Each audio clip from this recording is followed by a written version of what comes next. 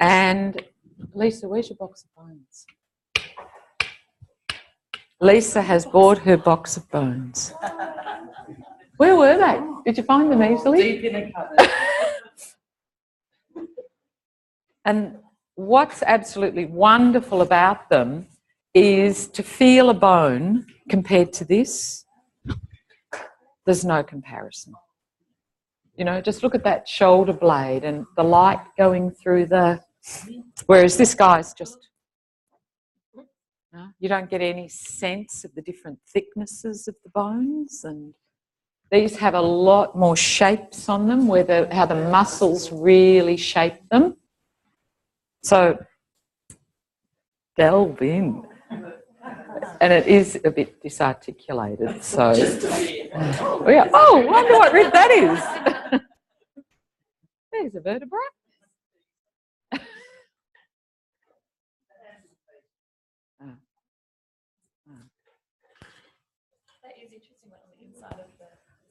It's all the muscle, it's like a shell. You can see it, the translucence. And it's really interesting because the guy I've got at home, who's all articulated, you can see he's actually got holes in part of his, where it's been so thin that it's just a hole in it. It's not that it's worn out, it's obviously just how he's developed. And you can see what's really great to look at on the individual skeletons is you see how muscles shape the bone, and you really can see that everything is different. So, you know, the guy I've got at home has obviously had some congenital thing or a fracture, I'm not sure, where 3 ribs are joined together. There's just bone growing between them. At the back here, he's missing a gap in one of his facet joints, isn't closed. It's absolutely fascinating just to see the variety. Anyway, where we are today. So we've been doing a lot. We're going to continue with all of these arm movements. So you've been doing a little bit of them. What do you think, from your experience so far, that you've really had to discover in yourself to be able to start to think about getting all these arm movements? What's had to sort of wake up in your image of yourself? Distinctions of the part, differentiation of the different parts. Which parts? Well, the shoulder girdle, the scapula, the clavicular, the sternum. Yeah, very much having defined, you know, how can this get freedom to move? And to really get that idea, you know, up here, the chest is quite small and it very quickly gets larger. So if I want to spread my shoulder blades to get my arms crossed, where's it going to be a little bit easier to do it? Down low, or, yeah, maybe when my shoulders are up higher. That's about how much, where that starts. Whether I'm thinking of crossing my arms, which are my distal bits. Or can I do something proximally? Absolutely. Really beginning to feel some of these different ways you can move this shoulder blade over the rib cage, and then obviously how the rib cage can respond to that. I was standing in front of the mirror this morning, coming out of the shower, and I realized that my collarbones were much straighter, not as pulled up. That was quite significant to see that, just from 2 days. Because this is an area that for many people is very habituated to being in particular positions. And because there's so many muscles from the shoulder blade, the shoulder girdle going up to the neck, deep down into the back, if those muscles are holding us a lot, then we've really lost all of that mobility to move. So, yeah, we've been finding the shoulder girdle. What else?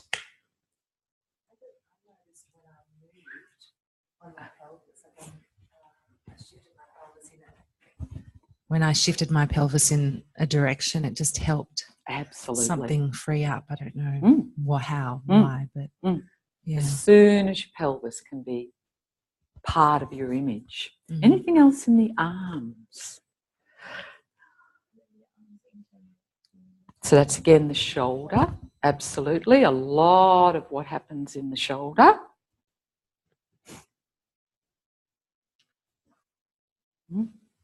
What about all of these movements?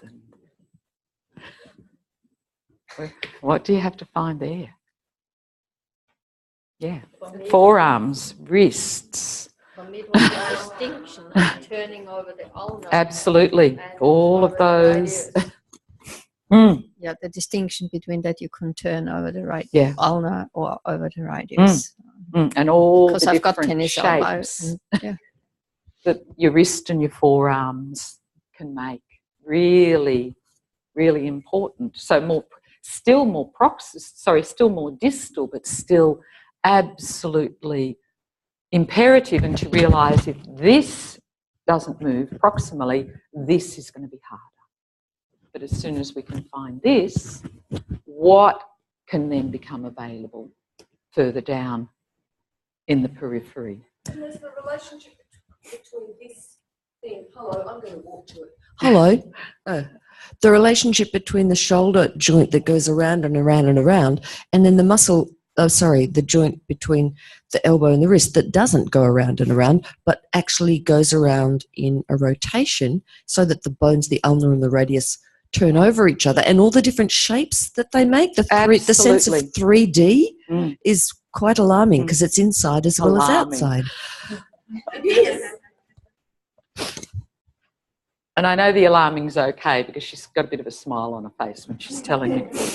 Okay, so what we're going to just do a little bit before we start doing the ATMs today is that you can begin to see, and I've deliberately got him sitting on his pelvis, and we're going to really think about, again, the sternum. We've done the shoulder girdle, how these first and second ribs really come around to come into the spine. So as I said yesterday, the second rib is the one that tends to come in on this little notch that we were feeling down in the manubrium. So could you, on yourself first, just get a sense, what can you find of that? Can you find any part of your first rib? Can you find any part of your second rib? How does it go around to the back of your spine? And it's nice even just to get a sense of what's the size of the circle that my first rib makes. What are its dimensions? How wide is it? And again, there's many places that you can't feel the first rib and the second rib. So just finding, and we're getting you to do this on yourself first because you are going to do it on someone. So often for many people can be quite tender, some of these areas.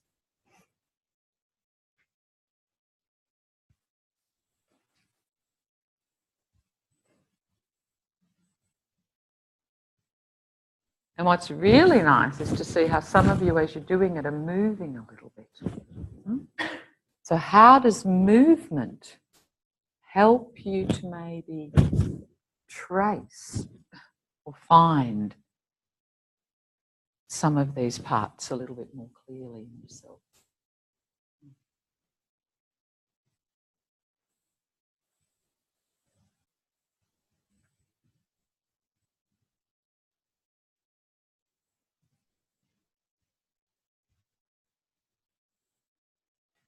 So this area here, this first rib, I don't know how well you can see, but it's very what you would call biomechanically stable. This circle really is very, very strong. I don't think you ever really hear of fractures of the first rib. Yeah, first or they're pretty. You might get fractures back here, but deep in this area.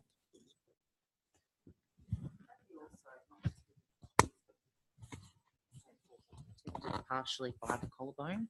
Absolutely, but it is very, very stable. So, can you see that if I've got him sitting on his pelvis, and if you think that you sort of got a circle at the bottom of your pelvis, and I've got him pretty directly vertical here, so he's sitting on his sit bone, he's not back here, but he's right on this area of his sit bones. And I'm really intrigued as to how many of you, when you think of your sit bones, what do you think of? Yeah? And have you got any image of how they come together to come into the pubic bone?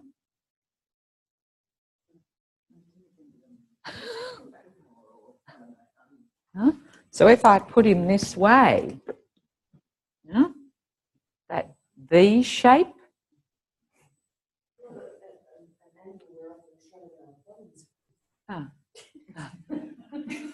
Unless you're gynecologist.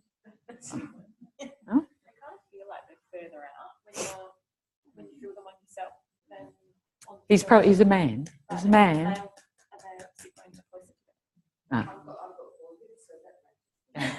So there can be huge, huge differences in that. So, but you know, so when we say we're sitting on our sit bones, there's actually a huge area that we can be sitting on that can give us a. So you can see when I've got him here, he's got a lot of his sit bone to sit on. Most people, or they go way toward their pubic bone, yeah. But they've got support behind them normally. Yeah? He's got me holding him. Okay, so if you think of the circle of your pelvis at the moment, so made up of you can say your two sit bones, a little bit up from the bottom, your tailbone and your pubic bone. Just get an idea, do you feel like that circle is tilted a little bit back? Does it feel like it's tilted a little bit forward? Does it feel like it's tilted a little bit to the right, to the left? If you sort of move your pelvis around so you just can get a sense of, if I'm thinking of my whole 3D pelvis, or as much of it as I can get in my image, can I get a sense of where that is sitting? And I doubt with any of you it's exactly straight. So then if we think of the circle of the first rib, and you can see, even on this guy, that usually that circle wouldn't, with most people it's probably down just a little. What's the angle of the circle of your first rib? Does it feel much lower? Does it feel it's tilting forward? Does it feel more even? Does it feel it's a little bit left? It's a little bit right? So something just to explore that you've probably never thought about before. Where is it? And then, how do you find the vertebra at the back that matches the first rib?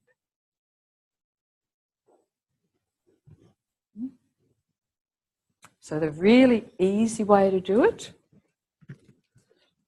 is if you find any vertebra at the back, just somewhere in that, and you put one hand on your sternal notch, and you very gently move the vertebra at the back. If you've got T1, the sternum, because it's through the first rib, and T1 will move at exactly the same speed. You'll feel it's just one bone moving. If you go up one and you're on C7, you'll feel that it's not as quite as direct a connection.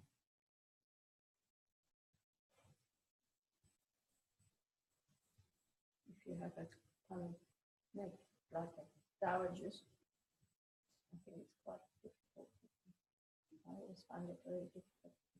And you can feel, because when you're doing it, Martina, you're moving from here. So it's getting the idea that it's really my finger moving me. So can you do less down in your low back?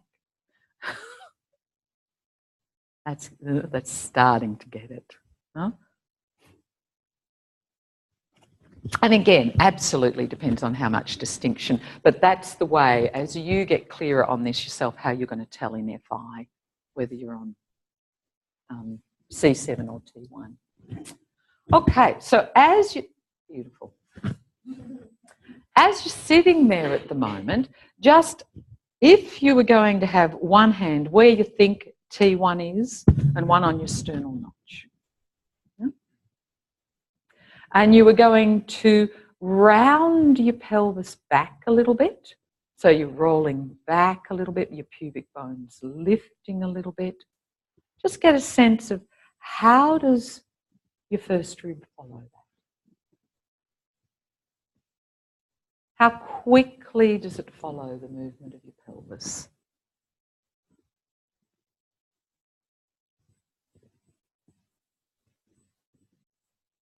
And feel, is there a difference if they begin to follow each other at exactly the same time? That as soon as your pelvis moves, this first rib moves.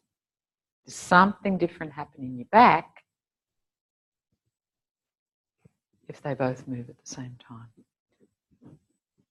So what's the angle of your first rib doing there? Can you feel? So it's going down at the front. No? So it's sort of going down and forward. And your T1 would be going, so it's an arc. Can you feel it's an arc that you're doing? It's not a straight line. So if you were going to go toward your pubic bone, what would this area do?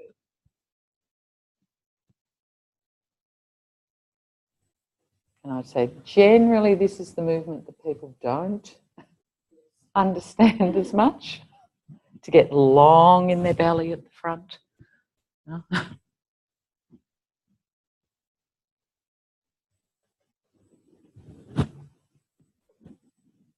So just notice what yours does. If you're going to come toward, yeah. You said unfit. Bugger all. Yeah, look at that. So what do you think stops it moving? Your tummy. Most of it, I would say, in my experience, is the belly. And you'll see as we keep up with the ATMs, we're going to go toward that a lot of it's going to be on how you can begin to free up the belly. And again, how you can feel that is if you deliberately tighten your belly maybe a little bit more than you normally do, and then try and move. So your belly's a really powerful inhibitor, and you can imagine, because the big belly muscles are absolutely going from halfway up the ribs all the way around down to the pelvis. So if they're in a habitual configuration, a habitual length all the time, it's going to really change what we can do. How about if you go towards your right sit bone? What does your first rib do then? And there's lots of options in sitting that it could do. Again, it depends whether you're going to counterbalance or whether you're going to go everything's going to shift over. Just feel, does this area, how does it respond to the movement of my pelvis? Does it tilt? Does it stay in one shape and just sort of move through space? And again, this is what FI is about. You being able to feel this on yourself more clearly enables you to feel it on other people. And what about if you go to the left? Does it do something different? Often it does. amazing how much the vertebrae actually move. Yeah, absolutely. Touch is a powerful, powerful tool. And as I said, there's many ways. You could be counterbalancing and tilting, or you might just be sort of shifting across. So you're just noticing, how do these two areas, this is really fundamental, these movements, to allowing your neck to become free. So those of you who tend to have necks that get a bit stiff or stay very middle or don't give up the work very much, it's a lot to do with this area and how it responds down to your pelvis. So you've got a bit of an idea about that? Get a partner.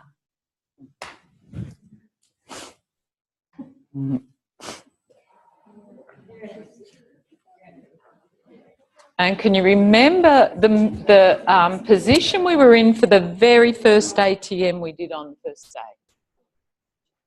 Where we were exploring pelvic clock variations.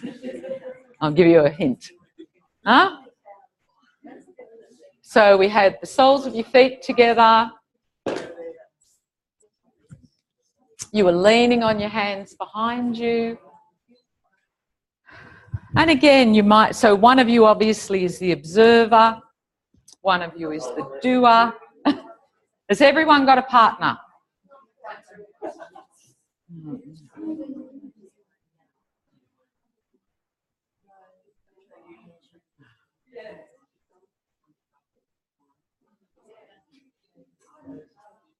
Has everyone got a... Margaret, have you got a partner?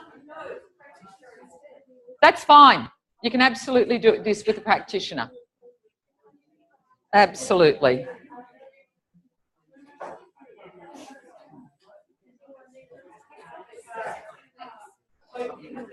Great. Thanks, Tamara. Okay, so we've already done a little bit of observation. Remember, we looked at Marissa quite a bit to look at this organisation. So again, person who's going to do the movement, start with your hands forward, just where Marissa and Anastasia are at the moment, and watch how they transfer their weight to put their hands behind them. Yeah? So just really watch, how do they redistribute their weight to get from being on their feet and their pelvis to go back to get their hands on the ground as well. Just to give you, because we were talking about this quite a bit, so it's good to see how people do it. Okay, so now that they're there, Anastasia, I'm just going to take you for a moment. Are you okay to put your arms back? Yeah? Back? Yeah? Okay. So I can see with Anastasia, and a lot's due to what's happening with her arm, that this is still over her pelvis. So she hasn't, I know that she's virtually got no weight on her arms. Yeah? Because she's still absolutely over her pelvis. So that doesn't matter for the purposes of what we're doing. It's simply noticing where she is. And I'm trying to get a sense of where the circle of her first rib is sitting in relationship to the bottom of her pelvis. So with Anastasia, you can see it's pretty much still over it. So it's not, this isn't back a little bit to a pelvis, or she's pretty much, and you're starting just to get a, what tilt do you think the first rib is doing, and what tilt is the pelvis doing? So then you're going to go in, I'll do this a little bit quickly, and you're just going to find her first rib, what you can find of it, second rib, do it really quickly, and then you're going to find a hold that isn't choking the person, not choking the person. So you've got to find, and it's different for everyone. So I can feel with Anastasia, I can get this, and I'm just going to be on the front of the collarbone. just near her sternal notch. And I'm simply going to say, Anastasia, could you begin to tilt your pelvis forward and back? So 12 and 6. And I'm just feeling, what does this do? And I'm trying to feel through to her pelvis. And can you see, to do that, my pelvis has to be free to move? My shoulders are free. Because if I'm locked in, can you feel what's happened, Anastasia? Yeah. No? So this has to be, you have to be really light here. But not so light that I haven't got her. I need the ground. Go 3 to 9. Yeah. And I'm just feeling, what does she do? And I'm really cognizant of the fact that her head doesn't move much.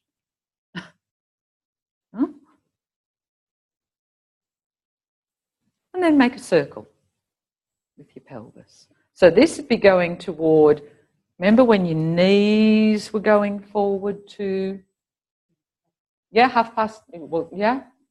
toward 10 o'clock, 2 o'clock. And I'm simply getting an idea of how she does that. And the other way. And again, her speed I can track pretty easily. If she was going too fast that I couldn't feel her, I'd have to say, can you slow down? That's all you're going to do. Get a sense of what you're helping them to listen to, what happens in this area. Yeah? Yeah.